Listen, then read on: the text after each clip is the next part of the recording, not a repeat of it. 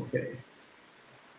All right. Good evening, everybody, and welcome back to the Money Talks. This is episode 13, and we've decided to use an unlucky number to make a lucky change, which is to move from Instagram live to now we're streaming on Facebook pages, we're streaming on YouTube live, and we're also streaming on Periscope. We were supposed to stream on LinkedIn Live, but I don't know, something's up with our approval. So I guess my team is going to figure that out for the next episode. So I'm sorry, Mikhil. I'm guessing everybody on LinkedIn will have to chime in somewhere else to see that. In fact, I think somebody maybe can share a link from the YouTube Live onto LinkedIn, and people can join us there.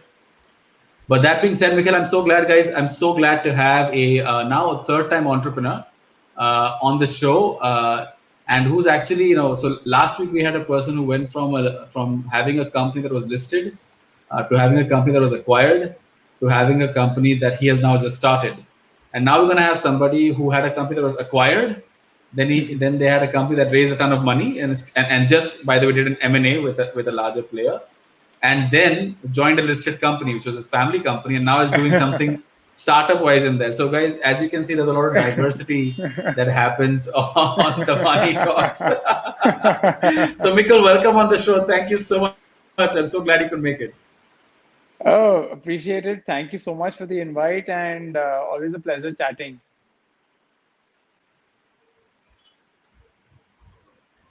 No, I mean, obviously we've known each other for almost 25 years now, right?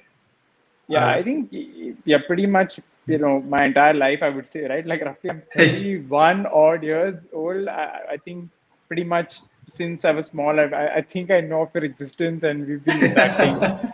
I So know. yeah.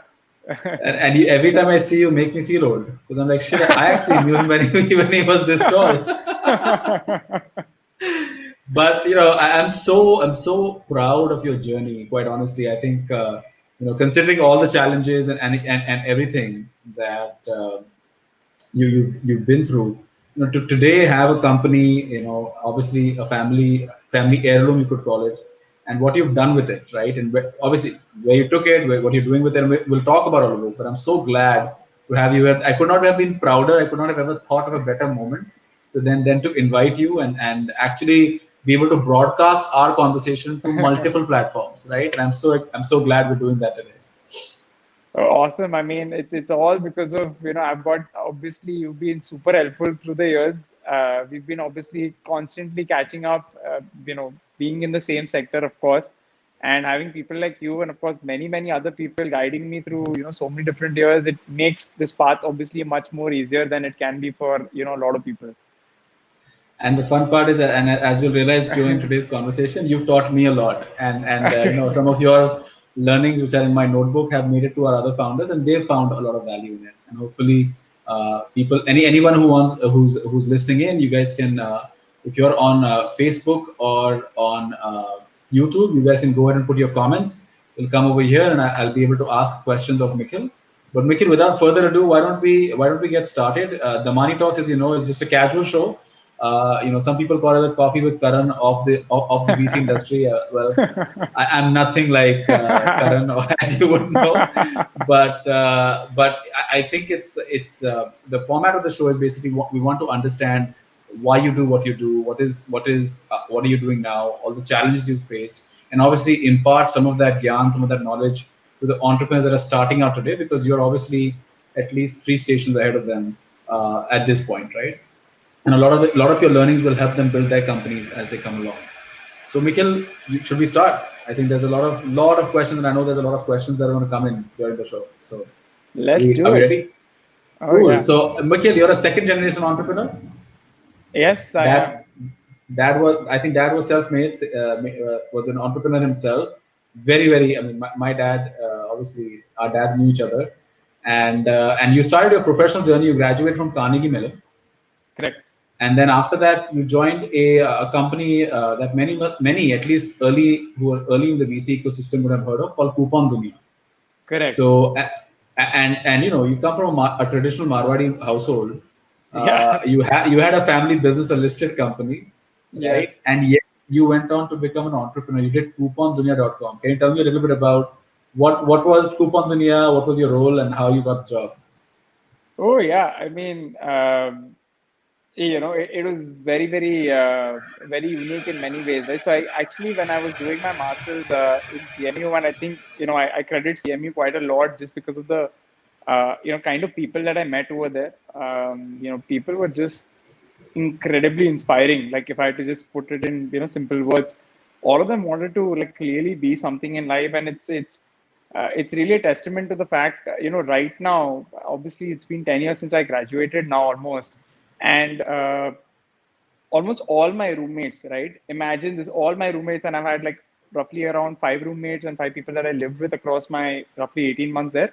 All of them are entrepreneurs and all of them are based out of India, right? Oh wow. Uh, right? All of them running their own companies. So, clearly there was a vibe in the room or something special going on there, and I think that was really influential to obviously me wanting to, have this kind of energy and do these kind of things.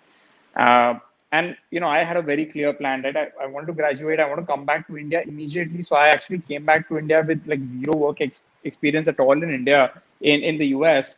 And when I came back, right, not a lot of people know this, but I actually did like my very first early stage startup. It was a company called Giggle Loop Technologies, right? And I actually started this little app called Me Wants. And if I had to describe Me Wants, basically Me Wants is Dunzo. Okay. Essentially, right? Like in 2010, we had this crazy idea of doing something like this, and it was just me and a couple of other people who did this. And we did this. We didn't even do this part time, right? We did this actually part time while doing my day job. And let's put it this way: that I made every mistake there is to be made in the book in that company, right? Like I mean, colossally failed, right? Like, and I think that's really important, right? If you fail, you should fail big because it teaches you so much, right? I also think you should fail fast, right? So Exactly, right? I mean, and that was actually very, very instrumental to me when, I joined Coupon Dunia. And Coupon Dunia was super early days, right? Like, so I joined Coupon Dunia and I remember, looking at Coupon Dunia and actually found them through Angel List back then. Uh, and how Coupon Dunia was interesting to me is because I'm a big fan of pizza, and I was actually ordering, Domino's, back then, and I was searching for coupons, and Coupon Dunia used to constantly keep ranking, either number one or number two, and I was just like this, and when I saw that job opening, I was like, this is super interesting, right? It's a website which I actually keep using. I ended up meeting Samir, who was their founder, right, and we just hit it off, right? I remember like in our conversations, we were talking about pretty much, everything under the sun, right from the fact that, I supported Manchester United to, playing, FIFA, all of these things on the PlayStation, things like that, right? So I think culturally we obviously we were vibing, right?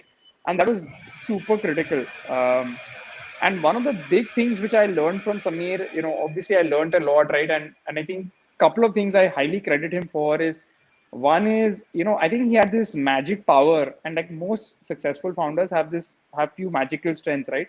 And I think Samir had this magical strength, and I think he yet has it, of building teams of A plus culture, right? Like I mean, like he has a very simple philosophy in life, right? And which is very powerful. Like he ends up actually hiring people, I think, that he actually wants to spend the day with, right? And it's a very simple thinking, but it's very powerful. And I saw that firsthand at Coupon Dunia because the team that he had was A plus in terms of culture. And before that, I'd read so many books which talked about culture. Never really, you don't understand the importance of it, or you true. don't understand what it means until you experience it.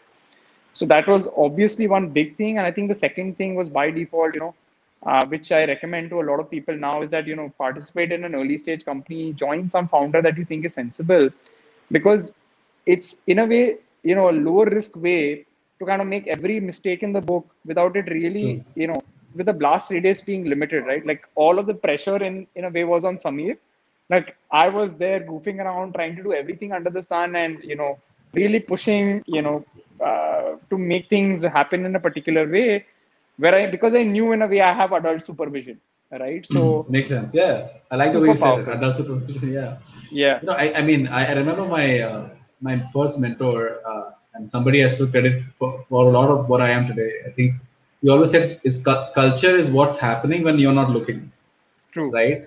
When you're looking, obviously there's oversight, but whatever's happening when you're not looking in your organization, that's the culture of the Yep. organization, and it always stuck with me, right? Obviously, and then you obviously keep going back and you sort of do that thermometer check from time to time. What really Right. is the culture that is going on. So, Right.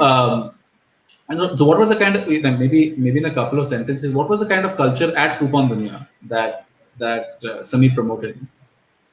I think, you know, in one simple line, I think, two things which I would say were very, very important to just, give you examples of the culture, right? Was one is, you know, actually, like, I mean, I'll give you my own example, right? I loved being in Coupon Dunia so much that I got in, like, couple of my really close friends to actually join in to Coupon Dunia by literally, like, I mean, in many ways, like, almost brainwashing them, right? Of getting them in. And both of these guys were actually coming back from the US looking to join like a, early stage company. And, back then, like, this is 10 years back, startups were not really a thing like the way they are Yeah. right now. And it was like, usually people end up joining like very, very large companies like a TCS or Wipro or something like that, right? And it was very difficult to find a place where you actually liked working in. So when, I had again, like one of my roommates from CMU come back, one of my friends, he was working in Bloomberg there, he came back. Uh, I was like completely promoting Coupon Dunia to them, right? And that was to me like the biggest important thing about, having positive culture, that, you actually actively, your A plus members will actually heavily promote you in such a way that they will Hmm. attract other A plus players, right? If you have a bad culture going on, what will end up happening is you'll have a negative promoter, net promoter score, right? Like where nobody will tell their friends or, A plus players that they know to join. People probably warn you. They're saying, okay, like it's pretty shitty here. Like I think you should, probably find some other place, and hopefully if you find that place better, make me join there, right? Uh, I think secondly, one thing which was really useful is the fact that I think, everybody was on the same wavelength in terms of, just, I guess interacting with each other, right? And truly having that sense of ownership. Like we took stuff at Coupon Dunia in many ways, like personally, like because, we promoted it with our friends and family, right? Like we, Makes I sense. remember we used to actually like put out like when we used to find like interesting deals, we actually used to get excited. And, actually I remember this, Samir used to actually get irritated that guys, these deals are not for you to actually go on shopping, right? Like, and we used to keep sending it to our family and friends saying, come to our website, see, there's going to be an amazing deal at 6. He's like, dude, you guys are not that, right? Like, focus on our end users. Don't make this into your Don't become the personal end thing. user. Exactly, right? And I remember this because that time, Google used to have their own shopping festival and they used to promote online shopping, etc. And we used to be so excited because, everybody used to be like, I'm going to buy a new iPhone, I'm going to be buying this, that, and actually sending, family members, Coupon Dunia links, this and that, to just order from, this link, and, just doing all of that stuff. We were so caught up in many ways of loving the work that we did and genuinely enjoying, what we built. I think that really aided these two things, right? A, loving the product, and B, actually loving working there and attracting other A plus players, to the system. That's what really set us apart from a, culture perspective. Got it. And the role you were the CTO though for Coupon Dunia? So I was looking at, technology, yes, but to a large extent, in many ways, my primary role there was looking at the product. So, this spanned really across, of course, designing, product teams, engineering teams, just figuring out basically what's the order of priority and what do we really build, right? That was really the big question, that we had to basically solve for, right? And what do customers really want?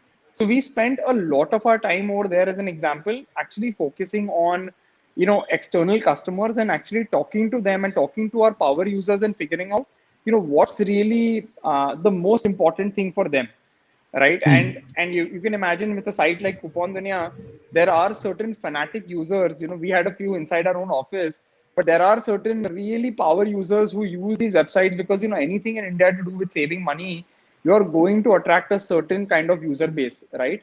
And who's extremely vocal and, is using your website like, thoroughly and, on an everyday basis almost, right?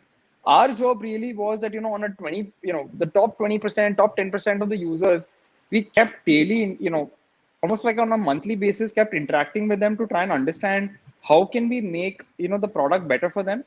And obviously we'll get into how we kind of did that maybe But in it's the very second interesting. part. You said the Yeah. top 20% only, right? Why not the remaining Yeah. 80? And that's a key question. I mean, I know the answer. I'm just Yeah. asking you that. Yeah. So I'll tell you like couple of I think couple of most important things which most startups should realize, right? Is that your superpower in many ways is that you're tiny and nobody cares about you.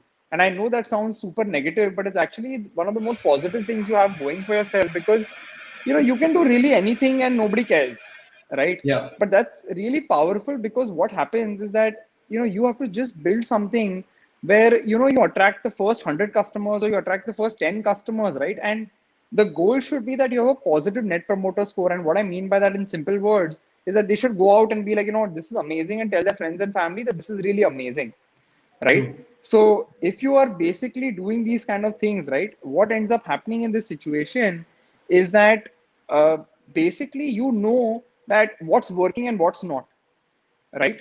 And the biggest advantage that companies like early stage companies have versus really large companies like, I don't know, a Facebook or a Google or an Apple, right?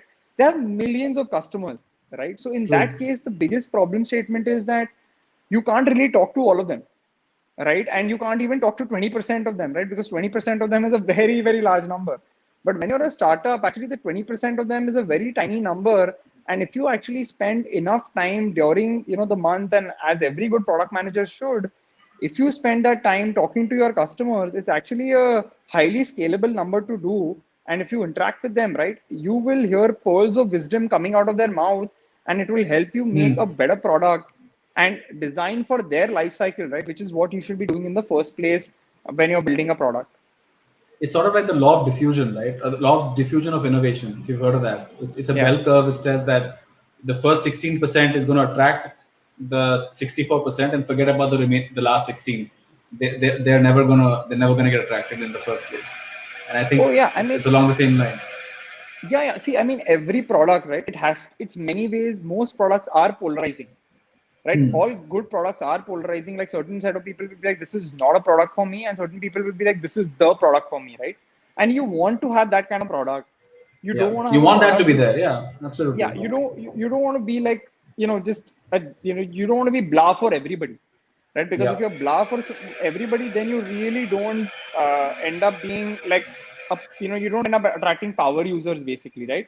And what happens is this funnel is super powerful because if you end up attracting power users, you know who this product works for. So then at the top of the funnel, when it comes to attracting users and doing marketing, etc., you know the persona you're trying to attract, right? Makes sense. And Yeah. Yeah. Oh ha- wow. have yeah, and That's a good having a one. very deep, clear understanding of who your power user is super critical because then you do marketing and everything right to that user base because the lifetime value of those customers is going to be insanely powerful. So actually, when people talk about finding the product market fit, right? That's what it is, right? Figuring out who your power customer is. Because if you figure out who your power customer is, no, you have won. Because then you just have to do a Yeah. back of the envelope calculation. Okay, how big is this market? If I target this, power user base, how much money can I make roughly, right? And that's how you can just figure out, what your product is all about, at least for the initial couple of years.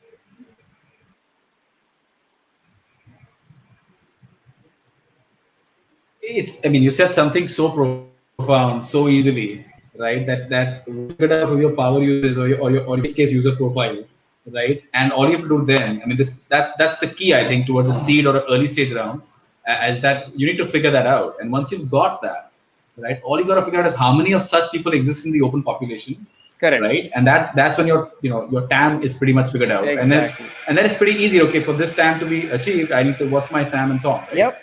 And I mean, I know you said it very easily because you're doing it for the third or fourth time now, but I'm telling you, how many founders do not get that, Yeah. right? Is amazing. I mean, I have seen presentations where they've said the entire country is their total addressable market. And you're like, that's the easiest thing to say, right? and and it like I had one guy in fintech who said, like every person who has an Aadhaar card is my customer. I said, well, Yeah. if that's what it is, then he's everybody's customer, right? Why is it just your customer? So but it's key, right? It's key. What you just said is so profound. Then obviously you became a co-founder at Coupon Dunya. Yeah. Obviously, you started later, and then the company got acquired, right? Yeah. Yes. And you had your first exit. So let's talk about those days. Like what was it like getting acquired? Obviously, this is 2015 or something, right? When you got acquired, or was it 14? Oh man, I think it's 2013 or 14, around that Yeah. around those years. And yeah, it was super interesting, right? I mean, when we got acquired, I think by Times Internet, Hmm. obviously, like, very interesting. I think I ended up meeting like really some super amazing people. Obviously, there I think I first interacted with Mithane, who who's was really influential, of course, in the journey of Times Internet. First time there, met bunch of really interesting and obviously highly experienced people, in that space at that point in time. Um, I think, for us also, and it just comes in every kind of journey, right? You kind of realize that whenever you're part of something, right, you want to always hit certain milestones Hmm. before you kind of move on to something next, right? And this is something which is very clear in my mind. Like, and every time I've tried to be part of, something in my mind, there are certain milestones that I like to, kind of accomplish, before which I decide, okay, should I be doing something next, right? And I think that acquisition was one of those things. And obviously, my goal was that, once obviously the acquisition happened, I think this was, one of the, again, early stages, real acquisition, I would say. It was like a, cash deal which ended up happening. One of the real kind of acquisitions which ended up happening. And when that happened, obviously, my goal was, 6 months, I want to stay behind in the company, make sure that, everything's kind of smooth post the acquisition before, of course, start building up again at Farm Easy. But think about it. You were a hotshot 24-year-old, right? Was part of probably like one of some of the very few exits people had even heard of. Exits were Yeah. Oasis, right? Back then, Yeah. you only heard about them. You didn't actually see them. Yeah. And in 2014, you got an exit. You got some money in the bank account. It's time to go party, but you did not go party. What happened? I mean, very honestly, I think, in many ways, like, once you're part of like early stage ventures in general and you have that entrepreneurship bug, right? It's very difficult to do that, right? You know, and I've experienced this multiple times. Right? Like, I think what ends up happening is when you're part of early stage companies and you have the right energy in the room and you work with certain kind of people, that wavelength is there and that magic is there, right? It's a drug, right? And I mean this in the most positive way, right? It's something that you just can't live without, right? So uh, you know when in fact like positive things happen to you, it's just additional momentum, right? Hmm. It's almost like, human beings tend to be like this. When you have a lot of wins and when you have like, wins one after the other, you kind of feel invincible. Hmm. uh, and this is what actually happens in really good companies as well, right? Once a company is kind of doing really well, and this is same for individuals and teams, once they keep winning, right, you actually feel a bit immortal, right? And that's actually really positive. And I know, don't mean this in a way that you're kind of, you don't take things for granted, but you feel kind of immortal and you try to do much more ambitious things, right? Makes And sense. that's where the payoff is really, right? And obviously, Coupon Dunya in its own right was, I would say like a version one kind of, startup which kind of targeted, very specific niche of how do you save money on the internet, right? By True. doing a bunch of aggregation. In many ways, Farm Easy was, I would say like, version two of a startup, right? Which is, an aggregator, but a full stack aggregator in many ways, where you're taking control of the entire ecosystem and trying to obviously generate unit economics, positive outcomes, by, But Mikhil, doing that some was way actually, later. yeah, That was way later. yeah, yeah, Let's talk about how this all started. Let's talk about yeah, that, right? And yeah, I remember this story because I remember you guys coming to my office, right? And when we were yes, just getting started out, yeah, and you explained to me how you got your first 40,000 users, right? And yes. I'll never forget that story. So why don't you tell the audience what it took? And it's so important for founders to understand.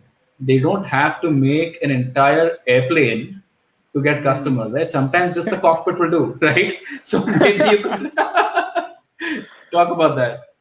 Oh yeah, I mean, yeah, this is just crazy, right? So I think I think we did the mother of all MVPs basically when we launched Farm Easy, right? So I think one of the most powerful things about the Farm Easy experience was that again the power of team and culture came in right day zero, right? So I think when we started the company, uh, I was pretty much employee, I think, four or five at Coupon Dunia, and employee number five, six, seven, and eight, roughly around that, they joined me day zero at Farm Easy, right? So in many ways, that's like, truly like, having a rocket ship because, again, the chemistry is there.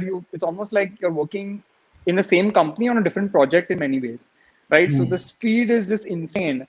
But we took things, to the next level, right? When it came to speed, because when we launched the first app of Farm Easy, right, it was actually like it had two screens, right?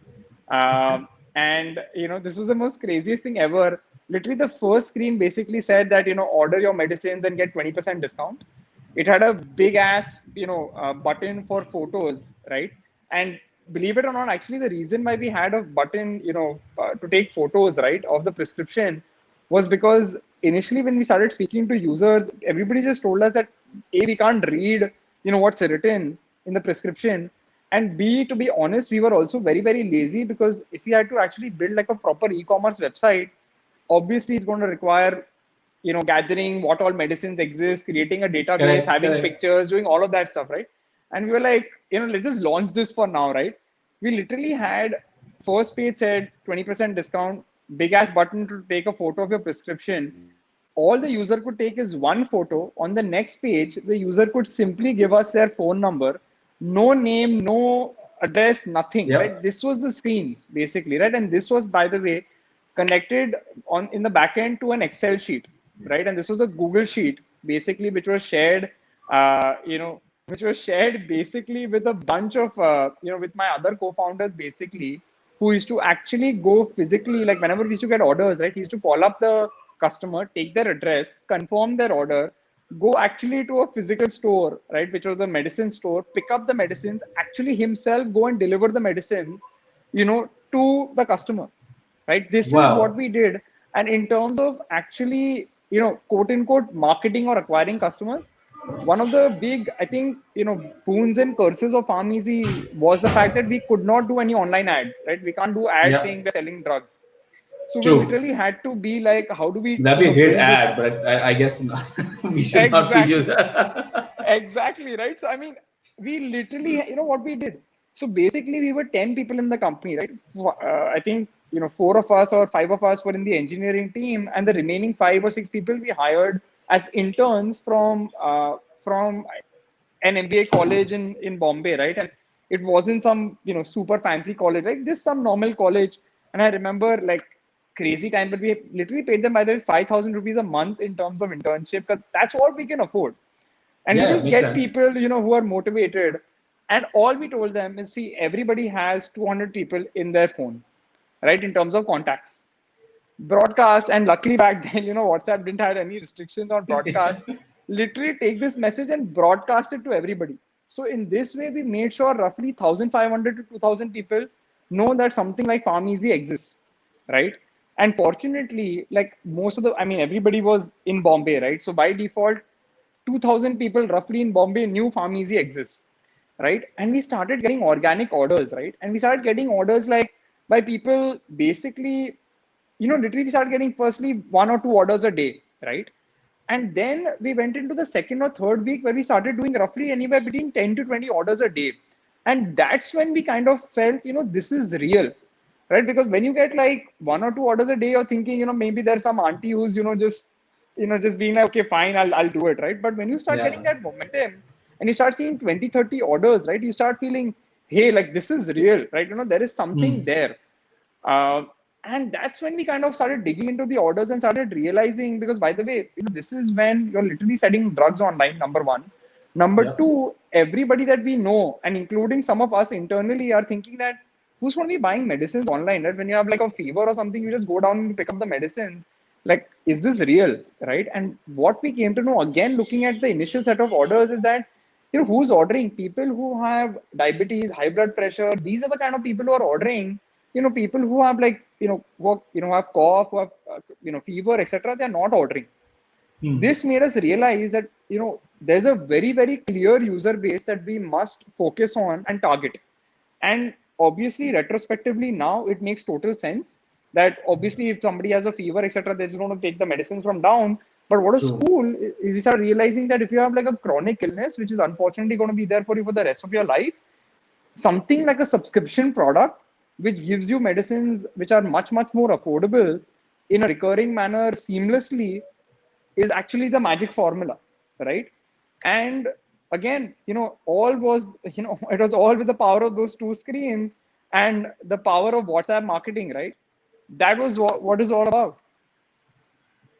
It's such a simple hack, right? And I think the simplicity was the victory, right? Like you didn't try to, like you said, I didn't try to go build an entire e-commerce website with all this jazz on the back end with, which medicine is what and what does it have and, all the other stuff required. I said, listen, just send me a photograph of what you really want and I'll make it happen, right? And I think that's Exactly. simplicity. Yeah. I mean, and this was, like, this was actually like, I mean, when we spoke to customers, right? And, and again, a lot of us know this, but intuitively back then, right? Every website and every e-commerce, you think checkout, right? You think, Yeah. items, products, add to checkout, and that's how you think. But, that's where we kind of started thinking that, what are really people doing, right? And when we started talking to customers, we started realizing that nobody even knows the name of the medicines that they have, right? Because the names of the medicines are so complicated. Like, I don't know, like, Ranbaxy, blah, blah, blah, blah, blah. It's so complicated. Who remembers that, right? If you ask me to place an order and put a gun to my head, I won't be remembering the name of the medicine. But one thing I'll always have is just take a photo and basically just end up ordering, right? And Yep. and that's what it's all about. And then obviously Farmeasy then sort of took off, right? To per se. Like, I mean, next thing you know, you were at what, 40,000 users? And what was that like? What was that moment like? What?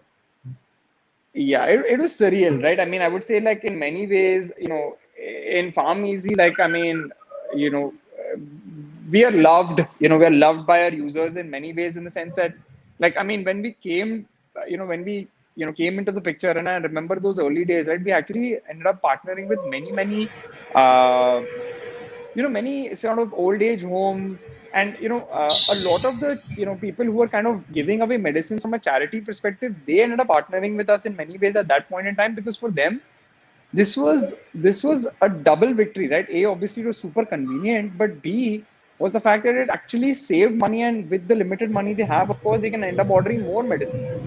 uh, it was a lot of positive vibe, obviously, that we got, initially, and that just gives you such a great, uh, feedback loop in many ways, right? And I remember the kind of emails we used to get from customers, right, which is so fantastic to get, right? Because honestly, when you're doing an early stage venture, everybody goes through so many problems, right? It's literally like, like many times people say, right? It's like flying a plane while building the plane at the same point in time, Yeah, and just true. trying to prevent a crash, right? And all you need at that point in time is just positive momentum, helping you do that thing as fast as possible. And we had that amazing customer base, right? And one of the things again we focused on there is, focused on basically figuring out again who our power customer is.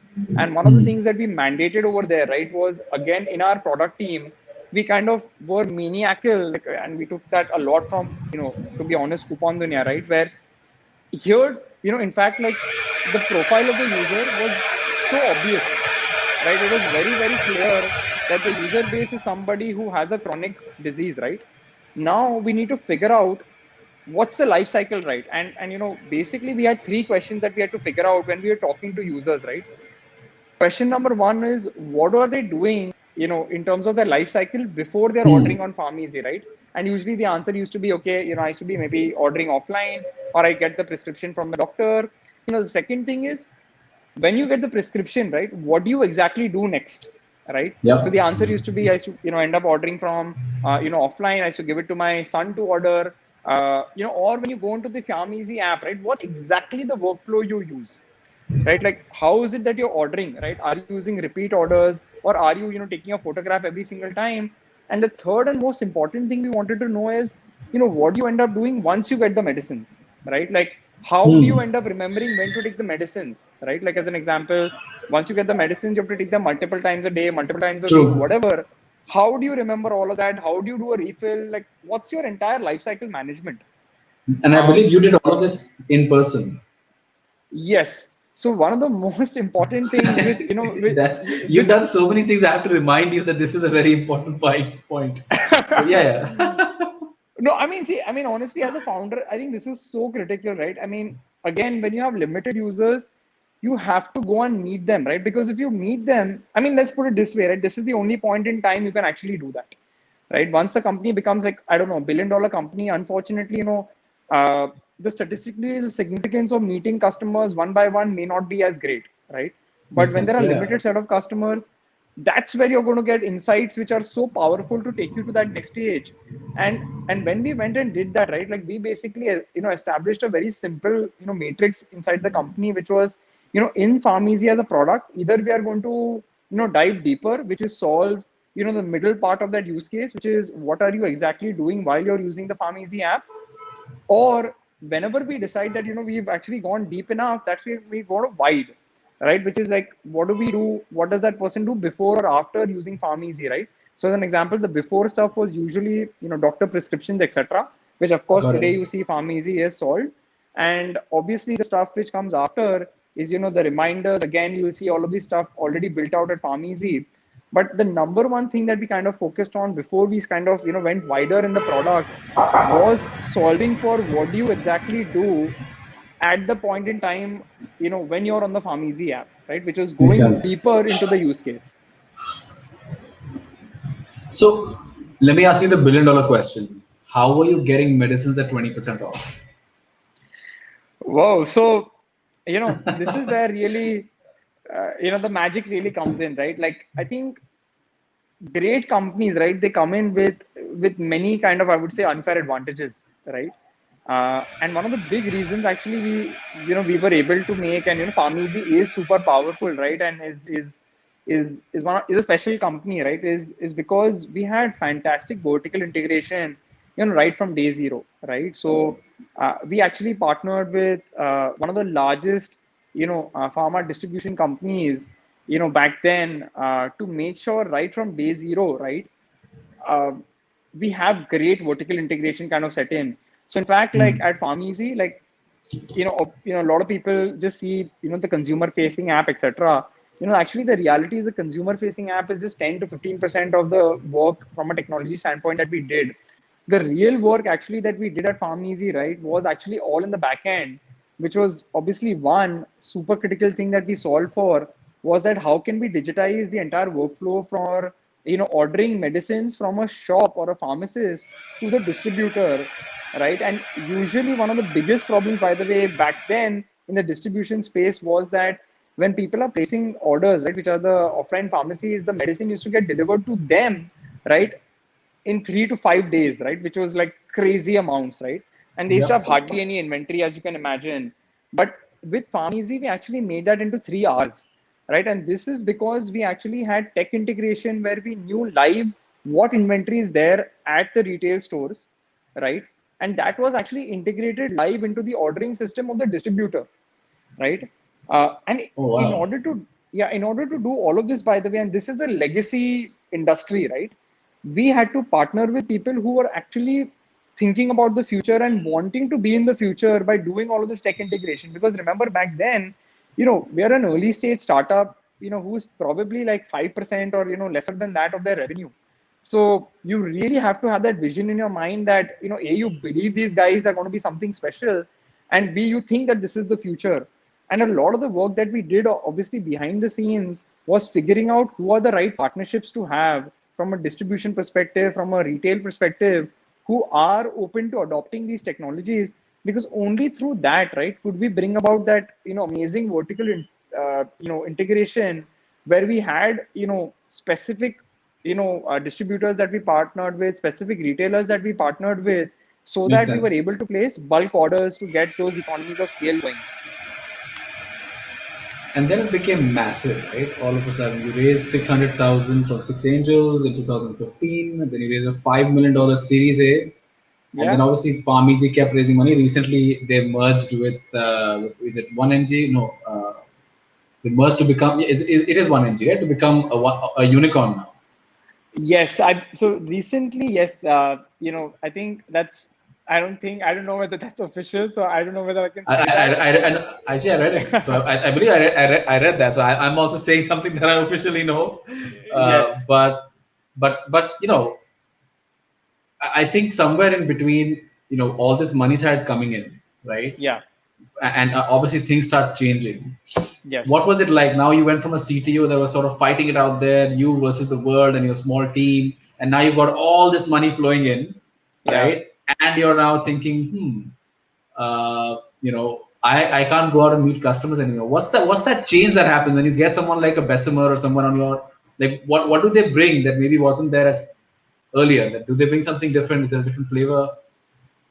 I mean, I think in many ways we were very, very lucky because we had investors over there.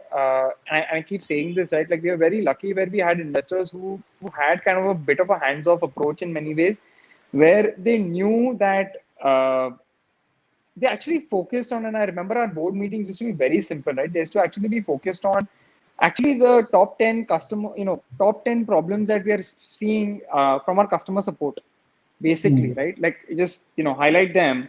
And second question that they used to ask us, obviously, which was very pertinent back then, is from a regulatory perspective, what are challenges, what are the new challenges which we haven't foreseen or which are there, and how can we help you solve it? Obviously, the third piece which was there, which every good investor always does, right, is always pushing us to hire the top 10% talent, right, and always kind of pointing us towards certain companies where they felt probably maybe there could be good guys to be had. Obviously, encouraging us to talk to their other portfolio companies who are maybe much more mature in their kind of life cycle. I remember Bessemer really, loving Big Basket and talking to us about, talking to them, taking advice from them, having, obviously they Hmm. were on a different level of scale at that point in time. All of that was really, really useful.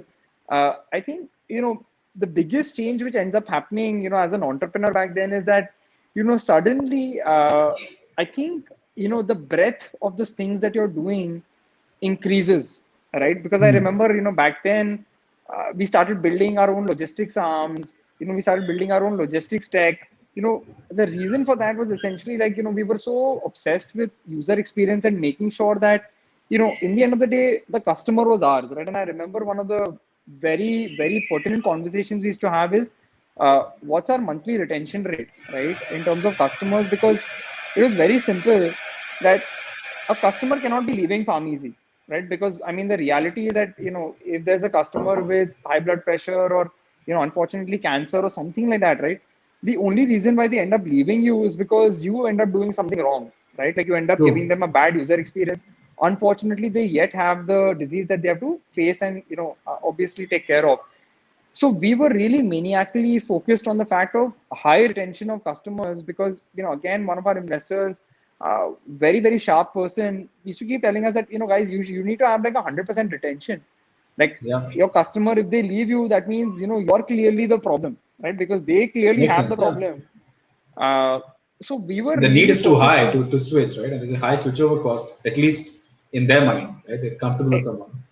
exactly. So, what we tried to do at that point in time is, make sure the entire user experience, right? Right from obviously, making sure the medicines used to be, delivered on time, correct? Which was happening and what are the one of the biggest challenges we had back then was just the sheer uh, breadth of medicines which were being ordered from pharmacy was quite wide, right? And fulfilling the basket, as you call it, basically was very difficult Hmm. because people used to order like 5 6 different medicines. It's not necessary that you always end up having stock. And then you have a challenge of making sure you do the deliveries on time as well, right? So we spent a lot of time on actually, doing predictive analysis by basing, doing simple things like, this customer has ordered medicines from us in the last month, try and predict what medicines he's going to be ordering for us in the next month and have his order prepared even before he places the order, right? Because we used to anticipate that 60-70% of the customers are guaranteed as it is going to order, Got right? So it. if they are Wow. going to order, just pre-prepare the order and keep, right? because we have the inventory, keep the packet ready. If he places the order, we'll surprise him with faster delivery, right? And these are the kind of customer delights which people got, which made them even more sticky, because in a way we were predicting the order and keeping it in a way packed ready for them even before they press the buy button. So a lot of those things came into the picture, obviously, as we started scaling and started looking at actually deep numbers and analytics. And obviously, as you scale, and we're about, so I know a lot of people are asking questions about Apollo, guys. We're going to get there. I know that is a definite. We're going to get there, but before we do, let's, as you grew, right? And I think for a very long time, I think Pharmacy was the only game in town, right? It was the only discount provider of medicines at that too, taking orders online and delivering them offline. But So, then suddenly, you saw competition coming in, and how uh-huh. was that conversation internally about, oh wow, NetMeds is there, and you know, So very honestly, I mean, and I don't want to sound like arrogant or something like that, but honestly, we just kept focus on ourselves, right? Because the reality was we had our hands full with our customers, right? To be honest, and we knew the problems that we need to solve for them, and if we solved it for them, and we saw this right with customer feedback, and we kind of did our own mystery shopping at few of these competitor sites, and we knew they weren't offering amazing user experiences, right? They were offering user experiences where if you place an order, you end up getting your medicines in 7 days. Half the medicines don't show up. A lot of those issues, because the real challenge here is, getting the vertical integration in place, having the supply chain sorted, dealing with the regulatory issues, so many issues, right? So, it's one of there's a reason why obviously it's taken so many years for somebody like a Flipkart or an Amazon now, or even now, obviously the big guy Geo, right, to kind of really look at this and be like, let's really solve this, because it had a lot of problems, right? It's not something that you can just start like, like food delivery as an example, right? Like where, regulations are not really a challenge. So we really knew that the moat in this space is extremely big, right? And it's actually not about the capital, and it's not really about, who really has the most money, or if you get competition, what ends up happening for us. In fact, like we were very happy that there was competition, because it was creating awareness that, hey, you can order medicines online. That was really the push that we wanted, that we just want to create awareness, right? Like, and this was something that we used to keep telling inside internally. The goal right now is to create the market, right? In many ways, makes sense.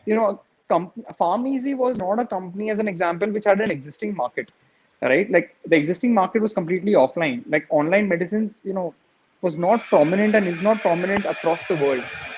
This was like creating a whole different market, getting people used to the user experience. So we were actually very happy for a lot of people to come in and be like, what, create awareness. And we knew that we'll take care of our customers the best, right? So we'll end up having the highest retention rates. And if you end up having highest retention rates and the other guys in the room are constantly spending money on marketing and having poor retention, they're basically just doing marketing for you in a way, right? Because Yeah, they'll makes order sense. once from Wow. that company Yes, we and should put, we have a should put a shitty banner for experience. that one. Yeah. Very very nicely said, man. I mean, and Mikhil, obviously, Farmizi was the poster boy, right? And in the middle of all of this, you decided to leave, and you went over to Hotstar. What was that? What was it that triggered that decision? Can we talk about that for a couple of sentences? Yeah, absolutely. Right. I mean, I think, I think this was one of the early lessons of entrepreneurship, right? And this is what ends up happening. And obviously, a lot of that I'm taking into, my current venture at Apollo, uh, right? Is that when you raise a ton of capital, essentially, right? Obviously, one of the things which ends up happening is crazy amount of dilution, right? Which ends up happening to every founder. And, that's where, capital is super expensive, right? And Yeah. and you don't realize this always when you're doing your maybe most people realize this in early on in their kind of careers. I guess at that point in time, that was the big learning lesson for me, that once you raise a ton of capital, you end up really diluting yourself. And that's when you really start thinking that, is this the best thing I can be spending my time on, right? Hmm. Are there more things in life I want to kind of accomplish? Are there more experiences I want to have, right? And obviously Hotstar was something which was on my head at that point in time. I was talking to, Varun, who obviously now, he was recently the CEO at Hotstar for some point in time, and he was back then, the executive vice president, at Hotstar, who was looking after product, tech, everything really. And he had just moved down from Silicon Valley and started setting up his team, in India. And I remember back then, Hotstar was like 6-7 million monthly active users, which, as crazy as it sounds today, like seemed like amazing scale to me back then, right? I was like, wow, like, this is real scale. Because we all forget, like actually early stage companies are, all startups, right? Like they're not massively, crazy scale from a tech perspective, right? So that's a very different challenge. So I was actually very, very excited for something like that. Seeing, oh my God, I'm gonna have 6-7 million monthly active users is a whole different challenge. And Wow. obviously, Hotstar was a mad animal, right? Like it was a ride like no other. And I yet say this, like, in terms of like raw tech and raw, scaling a company and raw just, dealing with the challenges which come with, from a technology perspective, there is not a single company, I think, in India who can, lay a hand on Hotstar, right? Like, I mean, it has 350 million monthly active users. When there are cricket matches, there are like 10-20 million concurrent users with broken world records left, right, and center. It's Yeah, I remember those times. I mean, we met for I think yeah, lunch a couple of times at yeah. that time, and I kept. You just, I mean, you were so excited. It just sounded like, you're like, oh my god, like I'm actually trying to bring a curve to the Brahmaputra River. You need to understand the amount of water flowing through this thing. Oh yeah, I mean, I yet say this, right? In fact, like, I mean, I can't talk about this enough, right? But like from a raw technology perspective, from a raw scale perspective, I don't think there is a company which is close to Hotstar, right? Like, I mean, let's put it this way: when we used to hire, right, we did not know where to look, right? We did not know where to look, right? We used to try and find people, in India. We used to try and find people in I don't know, in the valley, right? Like everywhere possible. Because for us, Wow. like we were at such kind of scale, like money was not an issue. Like it's like, once you Hmm. go from farm easy, of course, where money was obviously not something which, towards the end we were super worried about. But obviously in Hotstar, like it's a whole different ball game, right? It's like, we want to make, the agenda right from day zero of me joining, right, was, and the story of Hotstar is insane, right? Like when I joined, like the agenda for me was very simple. Like at that point in time, the entire tech product, everything, by the way, was outsourced to Accenture. Uh, their fundamental mission statement for me was like, you build teams at Coupon Dunia, you build teams at Farmeasy, bring in the same magic, team, culture, everything, and make Hotstar like, your baby, right? And obviously it took like a lot of convincing for the entrepreneur in me to, sign my soul to a big corporation, right? And I dreaded that a lot, right? And I had multiple conversations with Varun, and I remember like going into the Hotstar, office for the first time and telling Varun that, this is really not my scene, right? Like, I mean, it was a proper corporate office. Like, there's a watchman taking, calling up the HQ that Mikhil has come. Does he has an appointment? And I'm like, that just gave me the creeps, right? Because I mean, you're just not used to this stuff. And he just told me, you just focus on your work. You leave all of this bullshit to me. And credit to him and obviously Ajit, was the CEO back then, and now obviously is the MD of Facebook. They lived up to their word, to a T, right? Like Hotstar was and is today a completely independent entity, like which is a raw tech company, right? There is, no media involvement there. There's no, like, we never kind of had any interaction at all, right, with the star team at all, right? They were literally like, it was a completely product and tech driven company, many times to a fault, right? Where it was just like, what's the number one thing which we can do from a user experience standpoint? We do that, right? Like everything else out of the window doesn't matter, right? And obviously across, a couple of years there, we ended up building like a 200 plus team, 200 plus member team across product and tech, across Bombay, Bangalore, uh, and just scaling to a whole different planet, right?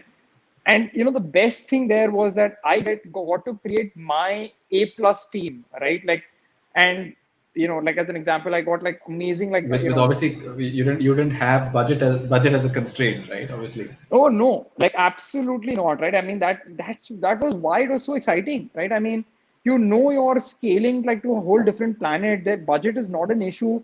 You just go out and you get the best people you ever want to work with in your life, right? I mean, imagine if that's the thing. And obviously back then it was difficult selling Hotstar, as you can, as crazy as it is to imagine today. But back then it was difficult selling it because I'm going out to all the people that have worked in startups, right? And selling this thing to them, and they're all like, media company, large company. I don't think that's my scene, bro. And I'm like, you know what? Just join it for me, right? Forget about everything else. Just think you're joining a startup. I'm your co-founder. Join it for me, right? And I remember this, like, that's how I basically got, a bunch of people to join. I remember, Saurabh came in, was the co-founder at Tiny Owl. Akash came in, who was, back then the CTO of, I don't even remember this company. He's going to kill me. But I remember he was the CTO at Tiny Owl, before that. And he's yet the CTO, obviously, at Hotstar. And, Jayesh joined us from Grofers. Bunch of amazing talents, right? The head of HR So the joined me dream from, team put together. Pharmacy. Oh, yeah. Like, let's just put it this way. I just got the best people, I could imagine for the role, right? Because the goal was, and in that kind of situation, my benchmark was super simple: get the top players in, and then dump the problem on them, right? Like, Akash came in, I was just like, you now, I got you, now you build your team, now this is your problem, right? And that just works, right? Because if you have people that you trust and you feel like they're as motivated as you, and they're on the same wavelength as you, it's you get peaceful sleep at night, right? Because if you are having, if you're sleeping, in a in tension or something like that, right? The opposite person is sleeping with the same amount of tension. And actually Yep. knowing that the opposite person is sleeping with the same amount of tension actually gives you amazing sleep. Yeah, yeah. This is a common thing we talk about in the management team. That listen, I didn't hire you, so I have to do all the barking, right? It's now your turn. Yes. Yeah. And then and guys and everybody who's been tuned in and asking about Apollo, we're now at Apollo. But Yes. that being said, so you left Hotstar, and then you joined something. I mean, I guess the smallest company that was ever in your career, right? You joined basically a 6 crore market cap NBFC, pretty lying dormant, run by your mother, by the way. Yeah. Admit it Yeah. so. And you said, you know what, I'm gonna go do this. And I remember that conversation with you. And I think this was one of our lunches. I think at the Taj or something, right? Yes. Like, Yeah. I'm gonna go build Apollo, and I was like, "What's in Apollo?" Like, actually, I didn't even know that you guys had a listed company at that time. I was like, "What's Apollo going to do?" And you said, "No, Yeah. I'm going to do something interesting. Just watch, right?" And I think it was called Musk Melon or something Yeah. early on. And I Yeah. was like, What's a musk melon?" And I remember this sitting over there at Taj and having this conversation. But why did you move from, let's say, now you've built, and it seems like every single time you kept building a better and greater opportunity, and then you were like, you know what, let me go do something else, right? And then this was another one, right? What was the trigger? So the trigger was again the milestone, right? Like, obviously Star as an entity, around December 2017, I think this is like, Disney comes in, right? And they're like, we love what you guys are doing, and we want to acquire Star. And obviously the crown jewel was Hotstar, right? And just this growth was staggering, right?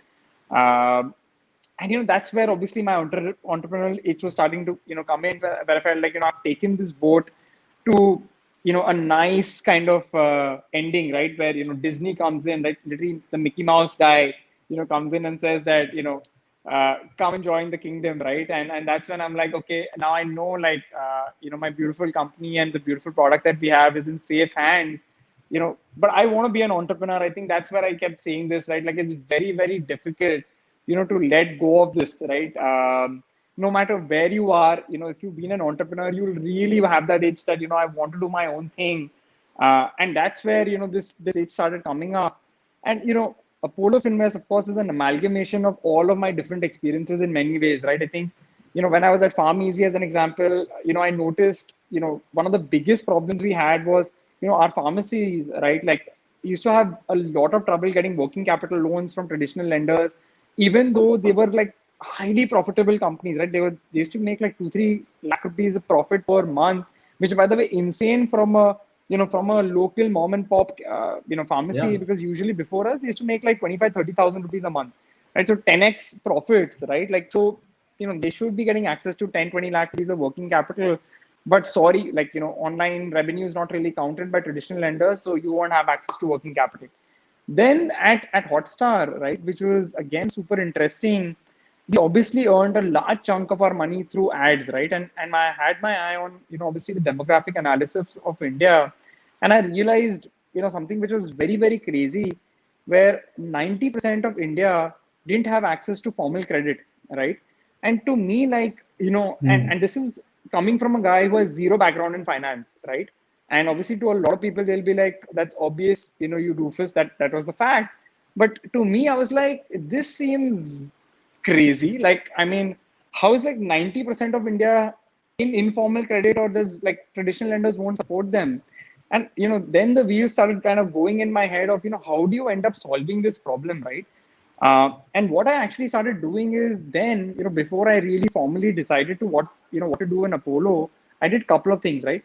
One is actually I start meeting every fintech founder, basically, which accepts my meeting in one line, right? And I use every connection I know, and I'm spamming people on LinkedIn, and I'm like, can we talk, right? I want to understand, what's going on.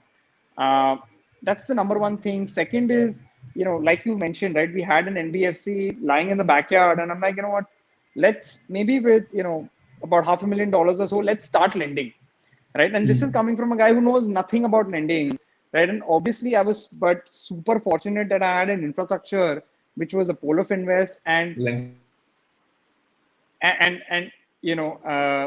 obviously, one of the biggest advantages I had was the fact that my wife, right, Diksha, was actually, she had like almost like half a decade's experience in banking, right? And she basically was like, from a risk perspective, basically, again, I would say, quote unquote, adult supervision, right? Making sure, like, I think of basically the broad picture, but, she makes sure from an execution perspective, it's world class, right?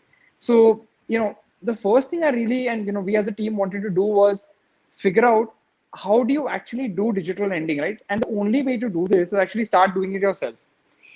And we started doing that, and in parallel we started talking to a bunch of fintechs, and what came out was like some very interesting insights. And the largest insight basically which came out was, what, the market is monstrous. It's a desert out there, there's crazy demand for credit, but what's missing is the fact that there is no NBFC which is actually technology driven, or there is no base layer technology infrastructure provider, who we can just plug and play and start going, right? It's like every time you have to talk to a traditional lender, it takes 6 months for us to convince them. Then after even convincing them, they'll probably decide who they want us to give out a loan to, and the whole user experience is horrible because they have ancient technology, and it Yeah. just felt like the entire fintech ecosystem was crying out for basically an equivalent of AWS, right? And just the way AWS is for like apps and websites, and how game changing it is, that if you have an idea, like an app or a website, you can launch in like 2 or 3 hours, as long as you have a laptop and a credit card. Can we make something similar, to unleash innovation and credit in this country, right? And that's Sort of like an really to NBFC as a service. exactly, right? Like, and that was really the seed of the idea, right? Can we create basically almost like the app store, which basically makes going, and our vision was super simple. In 40, our mission is basically like, we want to decrease the barriers of entry for any company in India to start being able to offer digital loans to their ecosystem in 48 hours, right? It was super ambitious, right? Wow. And people were usually doing this in 6 months, 8 months, etc. And we were like, no, we're going to make this completely digital, make everything into Lego blocks, and the benchmark for us is 48 hours, right? Because we were comparing ourselves to AWS, we were not comparing ourselves to the traditional guys, right? And over the last almost now 3 years, right, we've had, I think this has been the ride of a lifetime in many ways for me. because I've got to do, obviously take, obviously a family company super close to my heart, take it ahead. But I've got to do something which I've realized like I love doing, which is work with so many entrepreneurs, working closely with them to launch, products, most innovative products that they can think of, you know, going from, zero to one, so many different times with so many different fintechs. We've worked with almost 50 different fintechs today, right, to help them start off their digital lending operations and scale, right? And this has been like a really, really amazing journey in many ways. And it, I mean, it obviously what you're doing, right, is reflecting in the share price. I mean, I remember when we had this conversation 3 years ago, the price of the share was 13 rupees a share, right? As of day before yesterday, the price was 469 rupees a share. And I think, in fact, if I'm not incorrect, I mean that's crazy return, guys. That's VC style return in a unlisted, I mean in a listed company, right? VC style. We're talking about 30x in 3 years, right? And this is obviously, and I've been obviously reviewing your financials every single quarter, and I feel like I just keep saying like this is not even. I don't even think you're scratching the surface. This is so much bigger, right? And there's an entire re-rating of your stock because of Right, what's going on. I mean, I think as of yesterday, you probably had about 150 crore market cap, right? And I think right. Radhakishan ji has the RK premium. I think Apollo's got the Mikhil Innani premium coming onto it, right? And you can see that because a lot of your revenue, and if you look at your balance sheet, is not coming from interest income like a traditional NBFC. Yeah, A lot of it is coming from fee income, right. Oh, yeah. how much your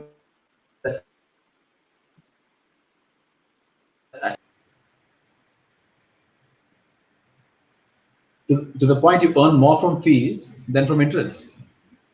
Oh, yeah. I mean, so just to give people like a little bit of more about what we do at Apollo, right? So, Apollo Finvest, obviously we're a publicly listed entity. We're listed on the Bombay Stock Exchange. In one line, we're basically AWS for lending, all right? And today we work with roughly around 30, 35 odd, fintechs, enabling them to, offer digital loans to their customers. We work with bunch of people, right? Like people like, Flipkart, Tala, Avail Finance, Razorpay, InstaMojo, Open Bank, a lot of obviously the known fintechs in the country, right? They're building on top of our infrastructure, and and mainly we offer basically like three broad components, right? If you had to break it down, the first one is obviously the NBFC, license, the compliance, regulation. Let's say that's NBFC as a service straight out of the box, right? But the most powerful thing actually that we provide is almost like the operating system for digital lending, where everything that you can imagine, which is required to offer digital loans, right? We offer that as an API. So, let's put it in simple words, right? The only tech that our fintechs need to build is the consumer facing app or website. Pretty much everything else from a backend infrastructure perspective, and this is right from, if I had to break it down, compliance, regulation APIs, credit bureau APIs, your eKYC APIs, your digital loan agreement APIs, your disbursement APIs, your collection APIs. We've recently even launched Sonic, which is the loan management system, for digital lenders, right out of the box, right? So basically, it takes, in terms of sunk cost or amount of money that you need to spend to go live in terms of digital lending, we've made that into insignificant amount of money, right? Basically, you could be a company which is raised like a seed round, and you could be having infrastructure, you know, same as the best in class, a digital lender Yeah, in the country, right? And that's without really having to obviously important. acquire everything you need to, and the Oh talent yeah. and the licenses and the APIs. You don't need all of that. You can just sort of get them on hire from you. Exactly, exactly, right. And the best part about this is that our infrastructure is constantly improving and it's highly scalable, right? So obviously we work with 30 plus fintechs, so handling that kind of scale, obviously using some of that discipline and experience coming in from Hotstar, and most importantly, the thought process for us has been that we want this to be very, very community driven, and we want this to be in a situation where the more fintechs work with us, the better our systems get and the more integrations which come out of the box, right? So as an example, pretty much every fintech in terms of, kind of loan products that they want to do, they just have to flick on a switch and for us to support them, right? Right from credit lines to personal loans, consumer loans, whatever you have in your mind, right? And the thing that people love about us is, of course, you can go live in 48 hours. That's the headline feature. But they love the fact that A, we're completely white label. So branding is theirs, right? They get to control the user experience, which is so critical, right? Like, I mean, it's your customer. You're working so hard to acquire it. You don't want a busted user experience, which ruins everything at the back end. And the third most important thing is the flexibility and the support that we offer to innovative, lending solutions, right? Or lending products that you want to solve for. Because the fintechs that we want to partner with, right, they have two key attributes to them.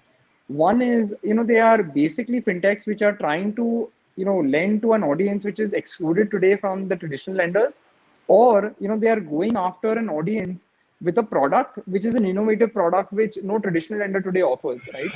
And this is very important in order to differentiate yourself against traditional lenders and truly come up with an IP creating, solution. And obviously, the final, in many ways, secret ingredient that we also offer, which is super powerful, is called capital as a service, right? And this is very important.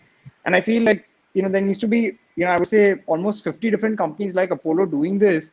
In Hmm. India, it's very, very important for fintechs to have access to smart debt, right? Which is not really giving debt to the company, but giving debt towards the loans that they're actually powering, right? Which, Got it. A doesn't, increase their debt to equity leverages. And second, it's actually going towards an asset where you can take first right on receivables, right? In this way, securing, the returns also that you're Your getting. money back. Yeah, Uh, makes sense. yeah. So, internationally, there are companies like Goldman Sachs doing this. There are companies like Cross River Bank doing this. Obviously, in terms of tech, there are companies like Plaid who just got acquired for billions of dollars from Visa, doing this for, the US market. But we need to do this a lot more in India so that once the operating system is available, right, for digital lending and not only the technology, but the capital, we are going to be unleashing, crazy amount of credit into the country, and which is super important to bring about an inclusive financial environment right in the country, because only when people have access to credit can they really kind of start building things which are one level higher than where they should be, right? Otherwise everybody is not going to be able to uh, build on top of where they can go, or what's next for them, right? Everybody has to kind of live in their little bubble. If you don't get access to credit, you just don't get an opportunity to dream big, right? Which Well, is I think the entire, if you look at the US economy, the entire US economy grew on the back of consumer credit, right? I mean, right. if you look all throughout the 70s, 80s, 60s, 70s, 80s, I think you're looking at consumer, I mean, household debt to GDP was roughly about 70%, between 50 to 70%. I Absolutely. think, which is where China is today. And India is at about 10%. Like I Yeah. mean, can you imagine if this country had 50% household debt to GDP? You'd be talking about the consumer market being almost four to eight times bigger, right? And it's I think the genesis of our consumer story is going to come on the back of consumer credit. I think there was some stat I saw day before yesterday that we just got 5.87 million credit cards in India. Oh, sorry, Yeah. 58.7 in a country of Yeah. Yeah. 1.3 billion people. We're talking about less than half percent of the people in India have a credit card, and in the US they have 330 million people that have 1.8 billion credit cards. Right? They have more credit cards than India has Indians. Right? And it's a telling statistic. Let's take an audience question. Um, this question's coming from Vijay Raj Govindaraju. He asked, "Hi, looking at moratorium numbers, kind of fundraisers, etc. Banks seem to be expecting tough times post moratorium. How are fintech lenders faring? Mikhil's clients and impact on Apollo Finvest in 2020." Yeah. Super relevant question, obviously, with what's going on. I think, most importantly, what you have to look at, right? And I look at basically, this time, in many ways, I think it's a golden opportunity, right? And this is where the Quantarian in me kind of, basically comes alive, right? And I think the goal of 2020, right, for every fintech in town should be basically the following. right? Uh, Number one, what's going to end up happening is, let's start one by one, right? So when you think about traditional lenders, they're actually going to be, before this date, right? They were quite skeptical when it came to partnering with fintechs. Uh, you're going to see that skepticism go, probably higher by another 10x, because essentially their internal books are going to be a little bit in a turmoil, right, with what's happened, because what's happened is a black swan event which nobody was really prepared for in any way, right? Alarm bells are going to be ringing. They're going to be, fintechs were always and always a side project for most of these traditional lenders and banks. And what happens when alarm bells ring is usually all your side product projects get their funding cut off, and you kind of focus on what's your core offering, and double down on that, right? So you're going to see a lot of that happening. Second thing which will end up happening from a traditional lending perspective is they're going to adopt digital workflows, and that's a lot to do with the fact of a customers not wanting to meet people physically, and b, of course, the banks and traditional lenders employees not wanting to meet each other physically, right? So what will end up happening is risk will get tightened, but workflows will go digital. So adopting a lot of the tools which fintechs have been using, that's going to go up multifold, right? So I would say I would bet big on infrastructure companies which are providing fintech infrastructure, right? Like that's going to be a very very huge offering for the next 10 years for sure, right? And similarly, like I mean, I say, like just the way Apollo is building AWS for lending, right? There are companies which are building AWS for, or there should be companies which are building AWS for insurance, AWS for mutual funds, whatever, right? All these companies are going to be massive companies 10 years from down the line, because nobody wants to keep building and reinventing tech again and again. People are just going to be using ready-made infra. Now talking about Very fintech true. specifically, right?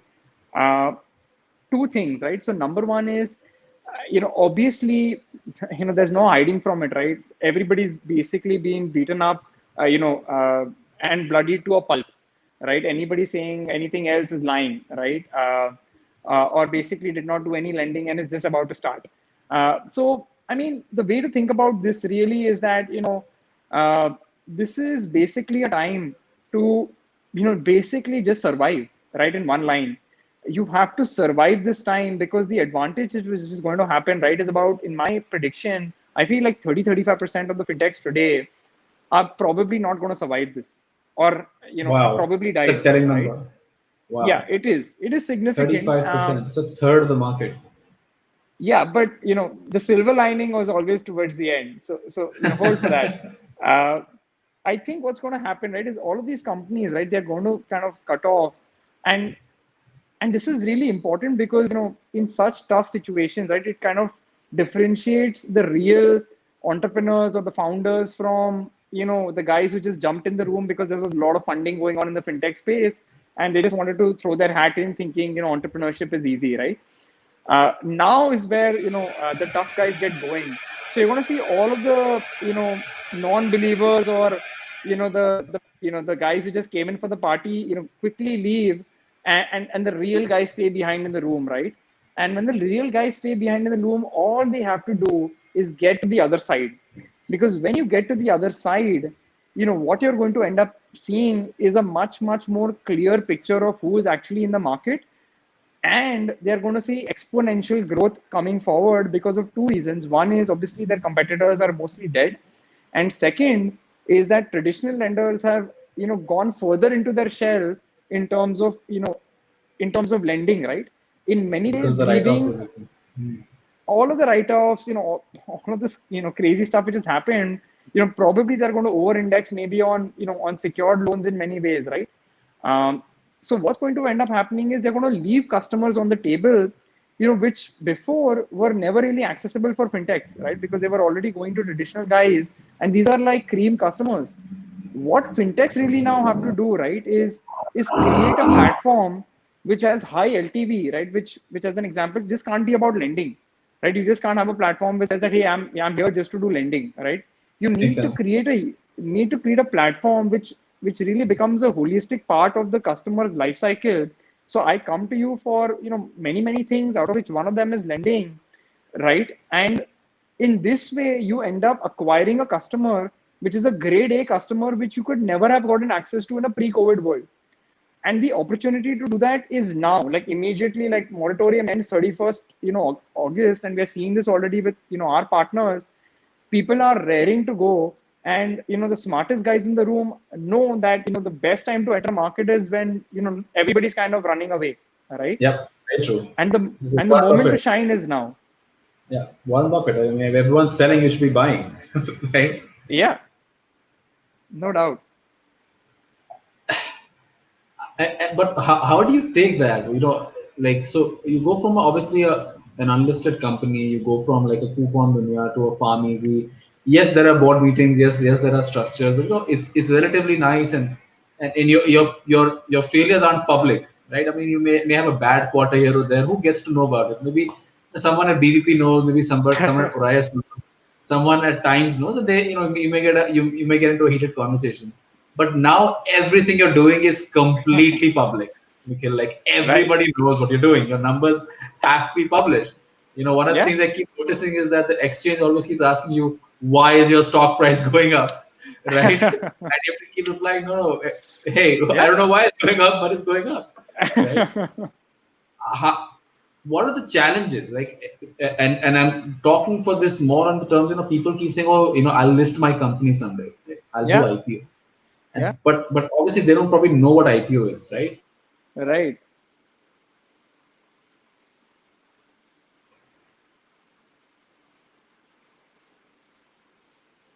Get married one day, but nobody knows what marriage is. You've actually been married.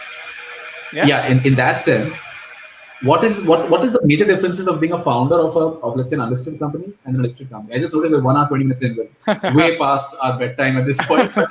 Before I go to rapid fire, I'll ask you this one question. Right. Is all I mean that looking at running an unlisted and listed company, what has been the biggest differences that maybe you have seen, and maybe the challenges from there, Oh and yeah. I mean, I opportunities both? think it's totally a different animal, right?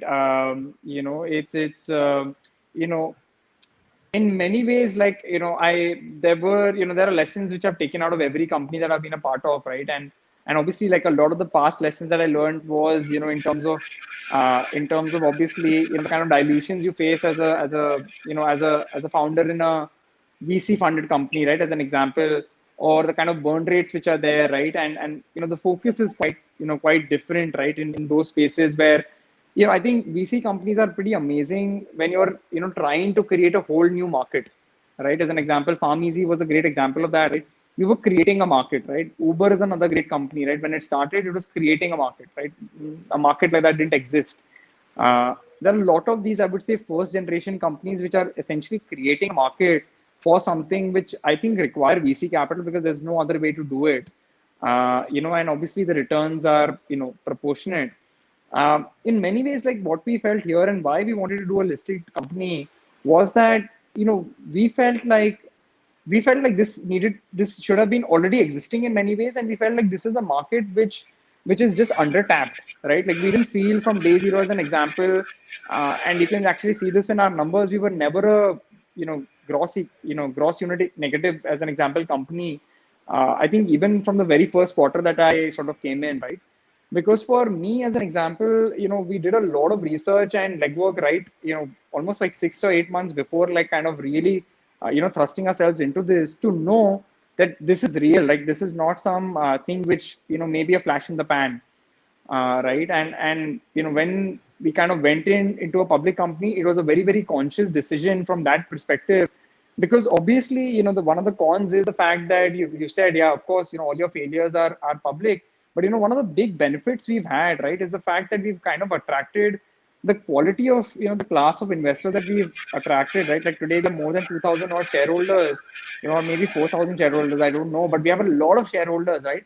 And they are extremely vocal, about our company, and very very passionate, right? Because a lot of them have held on to our stock, right from very very early days, to now, and all of them say the same thing, that they all believe in this story that like when it comes to digital lending, this is like 2007 and Flipkart just starting, and the way we think of e-commerce today in 2020, this is going to be how in 2030 we talk about digital lending.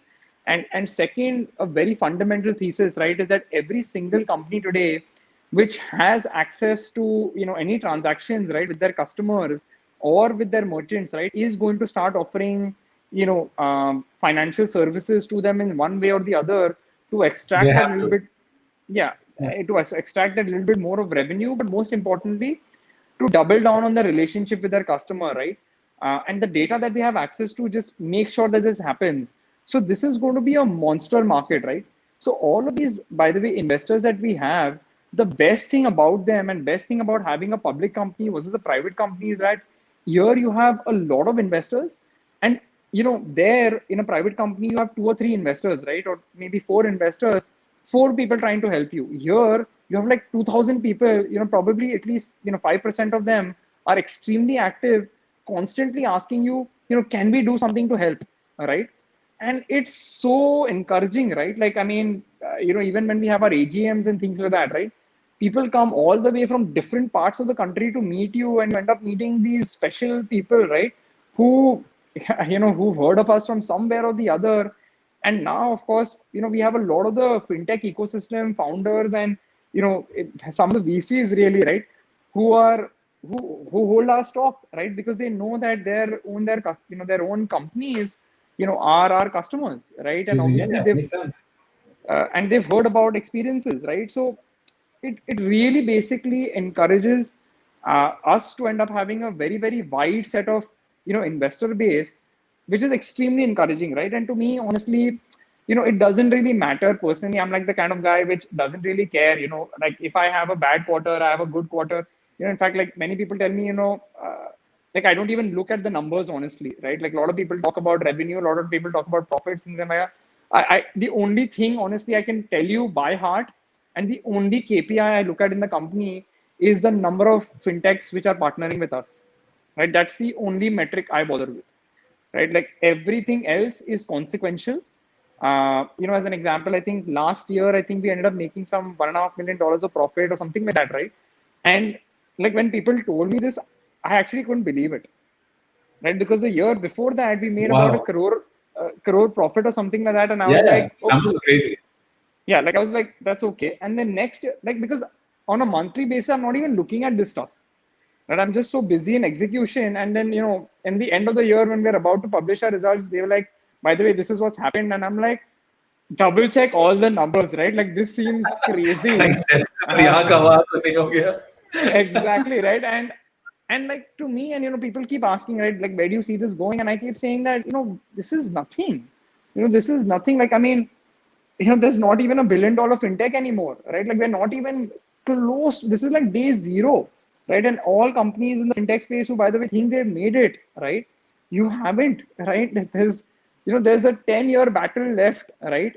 And there is a huge battle left, right? And there is going to be a situation where this market specifically is going to have such a massive long tail, right? Because that's the demand of credit in India, right?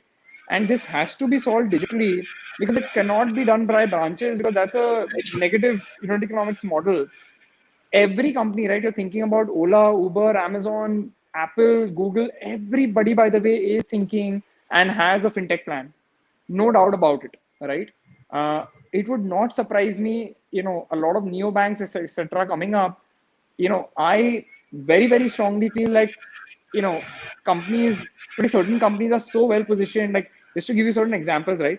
Who's the best lender to a restaurant? Is it Zomato or Swiggy, or is it, I don't know, HDFC? Of And course, Zomato is free, yeah. yeah, like, I and think process, in my opinion, but yeah, like, and here's the thing, right? This answer is going to get crystal clear over the next 5 years and over the next 10 years, right? To the point where I think probably in the next 10 years, people are actually going to be questioning that, nobody else should actually be lending to this guy because the amount of data and, the positioning of these companies, in this life cycle of a restaurant as an example, or the life cycle of a, online seller as an example, right? Amazon, Google, Flipkart, Apple or Uber, Swiggy, Zomato, they have such amazing positioning that they have to be the guy providing credit. And this is already happening, by the way, in the US, right? You see Shopify is offering Shopify Capital. You see Square is offering Square Capital, and all of this is, by True. the way, being built on a company which is very similar to Apollo, which is Cross River Bank, right? They are basically the sponsor bank for them in the US, and we just think the game is just starting in India, right? And this is going to be so powerful. So We're when are very you raising excited. money, Mikhil? Are you raising money at some point? I mean, I'm not okay. Uh, I know you can't or you can't tell me because of regulatory, but I'm saying, have you ever yeah, thought about maybe because obviously not many listed companies ever go out and raise VC capital, right? But you are still yeah, playing a VC style play. Is yeah, is that something that you've been thinking about? How do I raise money in this thing? Because scale's massive, and I know yeah. you're working on customer capital, own profits, all that stuff is there. But let's get serious. You want to make this into a billion-dollar play?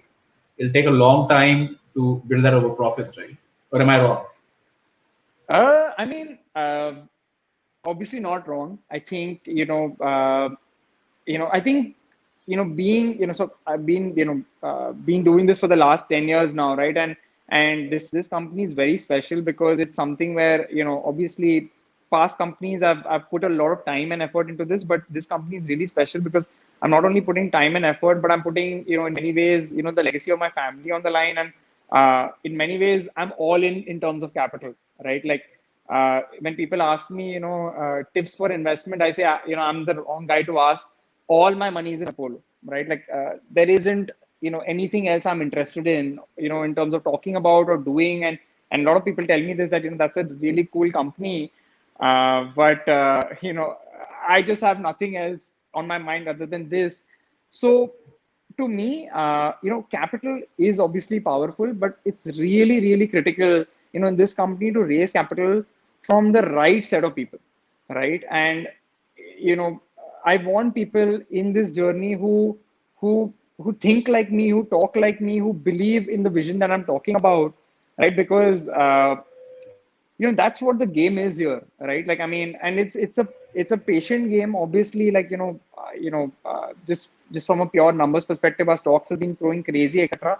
I think it's going crazy, honestly, because initially obviously it was crazy undervalued, right? Yeah, Now I don't know, like, it is where it is.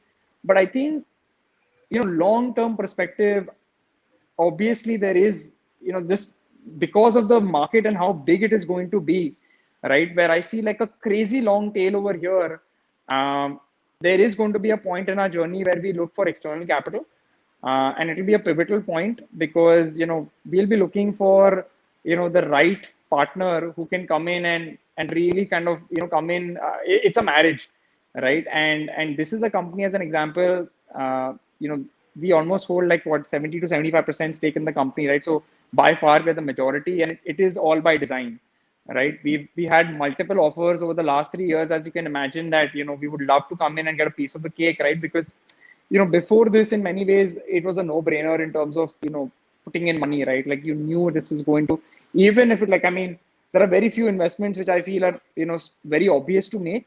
But like, even if Apollo at in the 1 year down the line, right, or 2 years down the line, even if this market goes up a bit, right, it's just going to explode, right? Because that's how that's how this how small we are, and we were basically a couple of years from ago, but that's really where it's going to be, right? Like right now, uh, we feel like so far that moment has not been right to to take that money and accept dilution. But maybe down the line, as we see this market really maturing, it may be time to kind of bring in somebody who can help us take this to the next level. I get the message, Mikhail. We're going to look forward to this. I think people are already talking about buying Apollo stock.